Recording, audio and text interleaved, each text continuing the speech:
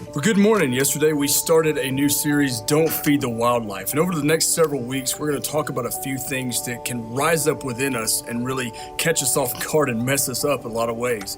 Yesterday we talked about anger, and we looked at the anger issues that people have, or what they call anger issues, when, if you'll remember, we don't really have an anger issue. We have an issue that goes deeper than that. And anger, it just becomes a byproduct. Emotion that lacks discipline is what anger is. Anger is just simply an emotional response to something that lacks discipline in our lives. And I know a lot of times that's hard to hear. It's hard to hear anyway that, maybe we lack discipline in a certain area, but the fact of the matter is we do. There's a lot of areas in our life that we lack discipline in, and it's not a sin. It's not wrong. It's just something we need to correct, and we need to allow the Holy Spirit to help us correct. Now, how do we do this? What is anger? Why is it such a big deal? Well, if you look at Ephesians 4, Paul says not to sin in our anger. So that's one way that we have to look at anger, is don't sin in our anger, because anger itself is not the sin.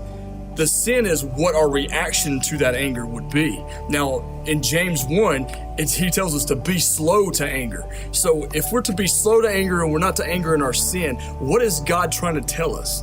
He's trying to tell us about patience. He's trying to teach us about patience. And that's one of the hardest things. I know for me, patience is very difficult. So to learn that takes a long time, and to really make an effort to do it. If you think about Proverbs 19 tells us that wisdom yields patience. So in other words, when we ask God for wisdom to deal with circumstances, whether it's anger or any other issue, problem, whatever you want to call it that we might have, we need to ask God for wisdom in situations, whether it's dealing with our kids.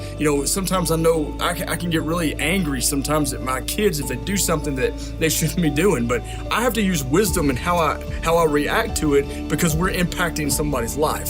So I want to encourage you today, if you're dealing with anger, if you're dealing with feeling like you're always mad at something, I want to challenge you to dig a little deeper, because that anger issue that you think you have is actually a byproduct of something else. It's something a little bit deeper than that.